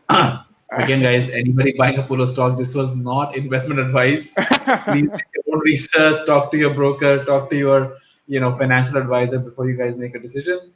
But I think there's a bunch of questions that are still there to be answered. But before I do that, why don't we go through rapid fire? I think we've Yeah. kept everybody up. I think this is the longest show I've ever had, which is almost running on 1 hour 35 minutes. And honestly, I feel like we could go on for another hour and it would not get over. Right? So we'll go through rapid fire, and uske baad we'll take a few more questions. So guys, if you have any questions while we're going through rapid fire, please feel free to ask them. I will ask those questions off Mikhil, before we end the show tonight. So, Mikhil, the rules for rapid fire very very simple. I obviously had you talking now for an hour 30 minutes. So, if you want to take a sip of water, please go ahead. But Yeah. the rules are very very simple. I'm going to ask you a question. The first thing that comes to your mind Yeah. is the first thing they need to answer, and then we'll see whether if it's interesting, we'll go deeper, and if it's something you want to skip because okay, you can just go next question, right? Yeah. Yeah. So first, are you ready? Can we go? Yeah. Let's go. Cool. Let's do first question. It's a Peter Thiel question. One thing that you know to be true, but very few people agree with you on it. Oh, I mean, don't chase PR. Don't change. Okay, I get it. One piece of advice that you received on entrepreneurship or being a founder for that matter that you still follow. Take care of your team. Take care of your team. That's a good one. Let's put it. Let's ask you to place these in order of importance to you, right? As per your thought, four things, right? And the first is team, founders, customers, investors. Now just place them in order of importance. Most important on top, and least important last. I would say, definitely, founders number one, team, customers, investors. Founders are the most important to a startup. I mean, that's what I'm saying. Yeah, Yeah, go ahead. You were saying. yeah. So the reason for this essentially is because if you get the founders and team right, they will eventually find the right customer. And investors are the least important in many ways because without all of these three things, money is getting wasted, right? So you might as well not have them, involved in something which is going to waste their money. That's amazing. That actually else matters, right? And if you have them, yeah. Can you hear me now? I keep Yeah, getting I can hear you. Yes. you know. So scaling before profitability or profitability before scaling, and I'm talking about unit economics. So to be clear, Okay. I mean, here it depends. So it depends if you're creating a category creating company like an Uber or a Farm Easy, probably scale before unit economics. okay. You need to basically see whether there's a market for this and, that does require cash burn. Or, in a company like Apollo, as an example, where this market exists and, there is no real good reason to hand out money for free or do something, negative gross economics, then obviously here profit matters, before scaling. So I guess if a company does start with negative unit economics, they still have a clear pathway of how they're going to switch that and make it into positive. Oh, 100%. I mean, the only time I think a negative, unit economics is okay in a company is when, they are when they are category creating companies, right? When there are companies which this market doesn't exist, they're trying to create something out of nothing. That's where it's okay to have a, negative unit economics with obviously a clear path of profitability and getting there. But most likely if you end up discovering the right market, you can always price it right, hopefully. That's kind of my thesis on that. One thing you would like to change about the Indian startup ecosystem? I mean, I would say, I would love to see more, second and third generation entrepreneurs being involved in investing, Hmm. in like VC style investing or actually any kind of investing, to be honest. I feel like that market is extremely shallow. And I know like this whole ecosystem is very young, probably like, 15, 20 years old, right? But I think over the next 10 years, I really hope that, that kind of, divide is kind of met. I would love to see, Anderson Horowitz, kind of setups being there in India where, they even have partners as an example who are running their own, companies in parallel. That's very, And very still doing well. powerful, I think. It's a great Yeah. blog. Great blogs to Yeah. read actually. You know, Yeah. just quoted. I just wrote on a blog that I think Immerman had recently written. It was a very very interesting, very insightful. Obviously Yeah. coming from their level. If you could pick the brain of one person for 24 hours, ask them anything you want, right? Basically, hang out with them as friends. Who would it be? Wow, that's an opportunity of a lifetime. Unfortunately, my answer would have been Steve Jobs, but he's not there with us. So I think the only crazy guy I would pick right now is Elon Musk. Elon Musk. Just yeah, yeah. I mean, honestly, the conversations you could have with him could be so crazily wild, right? And if I was not able to get access with him, actually, I would end up going with Sir Alex Ferguson, uh, who's the ex-Manchester United, boss, is the best manager in the world. Has mad experience, right? He's 70 plus years of age. He kept a team up, 30 years of relentless, being at the top of the game, right? Just to know, you know, that's a true, true definition of long-term success, sustainable success, right? I think he would be like a fantastic coach to have, for every kind of entrepreneur who's thinking of building, sustainable, long-term, successful enterprises. And Mikhil, are you a Man U fan then? No doubt about it.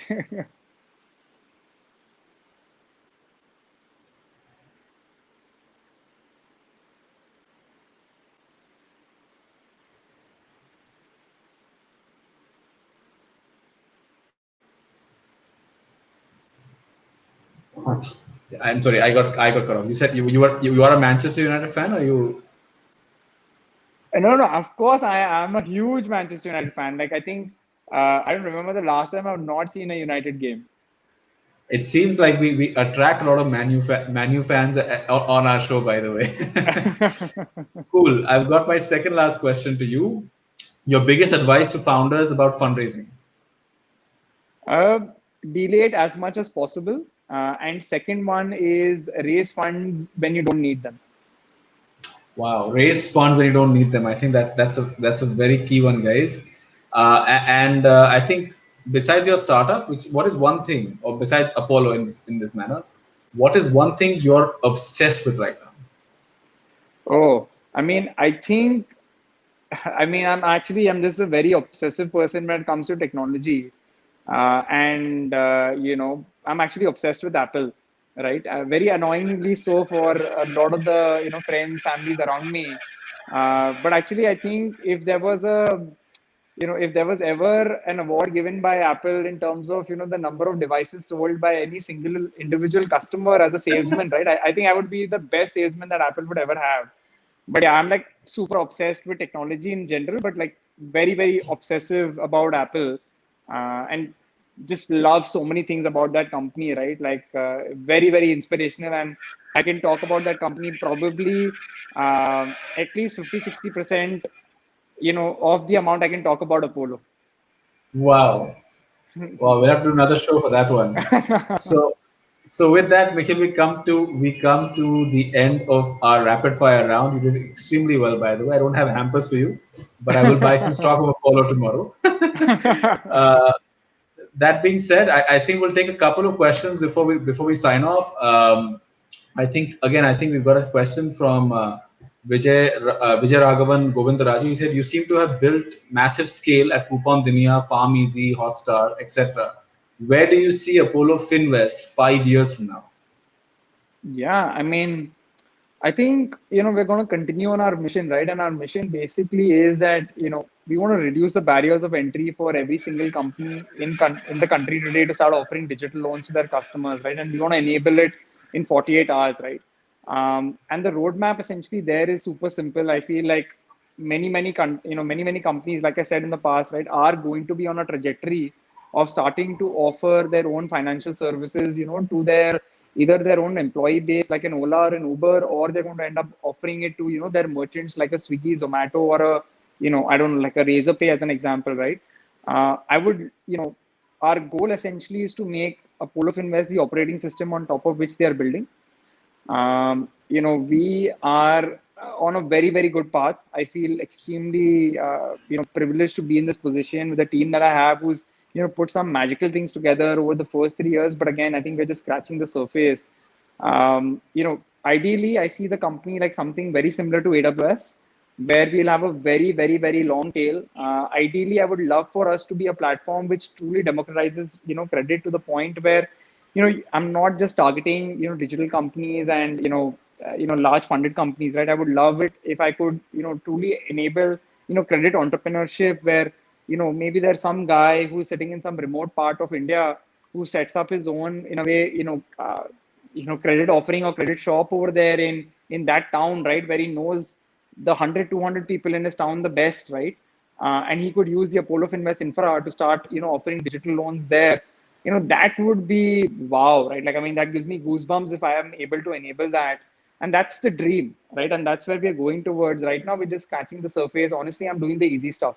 And I'm going to an audience who knows me, I know them, selling to companies which basically, are digital companies. This is like my comfort zone, right? Like, really, where we get out of our comfort zone is towards that long tail. Uh, if you're able to do that, that'll be wild. I think with that, I don't think there's a better way to end our conversation today. And honestly, this has been the longest show ever. I have WhatsApp messages coming like do we need to do we need to log off and take a recording of this? But that being said, I as long as it has, because there is just at 31 years of age, Mikhil, you have so much experience, right? I think most people would have to live to 90 to have the kind of experiences you've already had, and I can only imagine what happens over the next 10 to 15 years as you build Apollo and you've taken this as a massive challenge on yourself. And I mean, obviously we are rooting for you, but I believe as you grow, the entire ecosystem will be rooting for you. So before we sign off, Mikhil, thank you so much for being here. Any final thoughts? No, I mean, thank you so much for hosting me. It was as usual, it was amazing to catch up and talk with you. It's always a pleasure. Something different this time where our conversation actually got recorded. And I think we've kept people awake. I think I don't know 1.5 hour, 1 hour 45 minutes. Wow, Yeah, it was a lot of fun, right? Like I think probably the next time we'll have to kind of freeze down the agenda a bit to make sure yeah, that yeah. we don't go off the rails. But honestly, like this is the first time we moved off Instagram. So normally Instagram cuts you off at 1 hour. Oh, So this didn't happen this time, right? So next time I think we'll have to put some timers in place somewhere or the other. oh But yeah. that being said, I think a lot of people still have questions for you. People want to reach out to you. Is what's the best way to reach out to Nikhil? Oh, the best way is basically a couple of ways, right? So I'm pretty active on Twitter. So at the rate, Mikhil Innani, you can always kind of reach out to me there, or I'm pretty active on LinkedIn as well. So always, drop in a request. If you have specific stuff that you want to discuss about Apollo, just go to our website and just contact us button. That's amazing. Or if you want to email me directly, mikhil@apollofinvest.com, and that's your bat line directly to me, right? There you go. Yeah. So Yeah, always so happy guys, to hear four from people. ways: Twitter, LinkedIn, from Apollo's website, and obviously Mikhil @apollofinvest.com. Mikhil, thank you so much for an amazing conversation tonight. Really appreciate you taking out almost 2 hours on a Thursday night and really giving us an insight to what a CTO like or a person like you would really is going after excellence, and I can only see amazing things ahead for Apollo. Fantastic. Thank you for having me. Yeah. Good night, everybody. Thank you so much. Sorry for having such a long show. Bye. See you guys.